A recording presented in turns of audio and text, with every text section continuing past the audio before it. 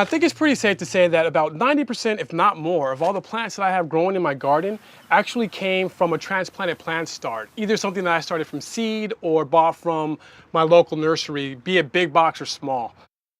Now, I typically do hang out more in the small box stores, not so much because they're just a mom and pop, more so because when I go to the smaller box stores, there's always a way bigger variety or selection of the types of plants that I want to grow. Also, I learned early on that most of the smaller box stores cater for the season, meaning that you won't find a beefsteak tomato in the middle of winter. They'll actually sell you something that's going to grow for the season that you're in. So it's always, you know, for me, it's always cool just to hang out in the smaller box stores when I'm going to go buy my plant starts and stuff like that. But like I said before, I do buy my share of plant starts from big box stores as well.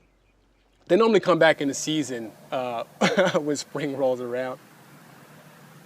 Now, by no means am I opposed to direct sowing. In fact, in this bed, every bean that you see in here was just a seed that I tossed inside of the bed just to see if it was going to grow. Like things like radishes, I'll just throw directly into the soil because those things just grow pretty much in any kind of condition, anywhere, anytime. Radishes are one of the easiest things you ever want to grow. Carrots are another one of those things that you don't want to start in seed trays because it starts to go down, you know, as the root goes down and the carrot starts to go down, it's going to hit that bottom. It's not going to have enough space to grow. And then you're going to start getting it split and the carrot doing all kind of weird, funky things. But it still tastes like a carrot, so if that's what you want to do, you can knock yourself out. I don't really mind funky looking carrots. Now, when I do transplants, I like to use a hand shovel. Reason being is because a lot of hand shovels come with a little ruler on here that have little hash marks right about an inch apart. And that really allows you to see exactly how deep into the soil you're going to be going. So these are really cool. So here's my eggplant that I'm going to be growing. If I measure this right up against my plant, you can see it's pretty much the same exact size, you know? It's a little bit deeper, but that's okay. Not really worrying about that too much. So what I do is just take my, my hand shovel and go all the way down as deep as I can with that hand shovel and just pull it up. Now I have pretty close to the exact depth of the hole that I need. Get all this out. And then I can use my hand too to kind of smooth it out a little bit. Now, a lot of times I will throw some extra nutrients in there like rock dust or worm castings and stuff like that. But seeing as though I've come through and used up the last of my my amending agents or my fertilizers like that, I think it should be fine. This bed is chock full of all kind of stuff that I've been throwing in here. But right now is a really good time to actually do that, as well as put on mycorrhiza if you want to do that. Now, all those things I just mentioned, you don't need to grow. You don't need them to grow. They just help you. You know what I'm saying? It's just one of those things that are going to give you a bigger boost in your yield and stuff like that. But you do not by any means need to do it. Hell, people have been growing. My grandmother grew, and she didn't even know what mycorrhiza was. So don't worry about that. Take out the card. I like to flip it upside down and kind of massage it. And then you can see that the plant kind of comes out in a complete mold, right? Then you just put that right there in the ground. Give it a little bit extra because I'm not doing that.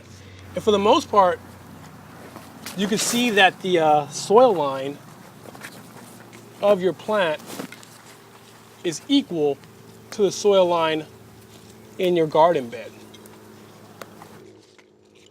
That's why I like to use these, because see, you don't want to go any deeper than the soil line that's already been established with your seed start or with your plant start. You know, that seed was just planted right there and it started sprouting all the roots down, and then of course it started spreading the stem up, you know? So for the most part, that's where that plant's been established, and I don't really want to do anything to really change that. So yeah, now everything's planted nice and neat. Now it's just time to water it in.